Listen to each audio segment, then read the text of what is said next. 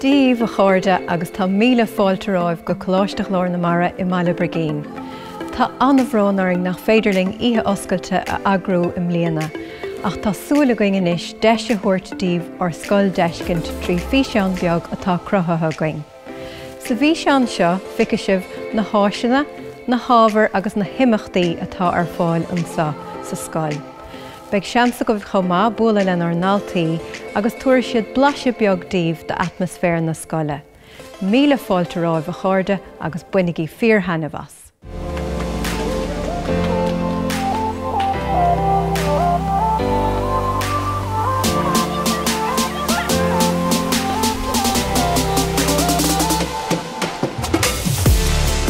Is Físeán, is brála an alíonn. Sé téime inniu ná siúla mo bróga féin. Tá deall bórach le siúla gine inniu. Is Físeán tá mé bliana dó. Inniu sa rang technoliacht mu fálam faoi leictricus agus conas lampa dhéanamh. Tá sé ansimú. Is Físeán, imíonn peall, cisfeáil agus cmógaíocht ar son na scoile. Tá deisna iontacha ag dhaltaí sport a imirt sa scóil agus ar son na scoile. Is Daniel, tá muid ag imirt dodgeball anseo. Is brálinn na cuairta na cisfeáil agus an puirc pell atá aghainn sa scóil. Is Lily, tá am lína hain, tháinig mé anseo ón mhunscoil an féin, ach níos tá go leor cuairdeanú déanta agam. Is Dean agus an rud is fearlam faoin scóil seo ná an leathlá ar an aonair, agus na mintiúí an óí. Is Líse, tá mé bliana hain, an rud is fearlam faoin scóil ná scoil Choláiste muid. Is Líse, agus an rud is fearlam faoin scóil ná na hábhar nua atá ar siúil agam, go háirithe ach na mé ag spáile. Is brálam bheith ag bágáil agus I cócrocht. Is Snéad agus tá ansim agam san eolaíocht. Tá séireann iontacha agam sa scóil agus buanam sótás na tuirgnamh a dhéanamh sna rangna eolaíochta. Is Áine, tá cursaí feáine ag gríleoir na scoile, beidh méonmuid fid santa inseanna agus sláinte fisiciúla, déantar macnamh agus yoga go minic ar scóil.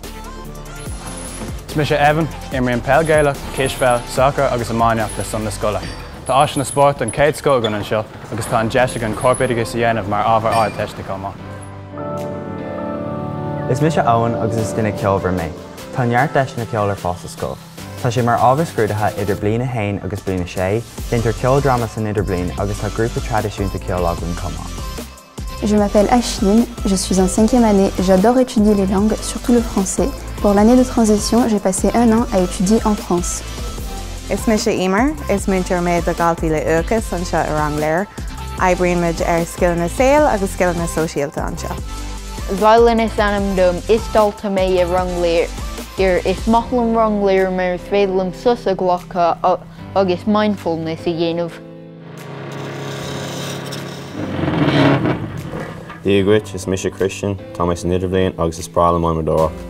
Is Cuimhe agus is dhalta mé sa séú bliain agus is cinnear mé.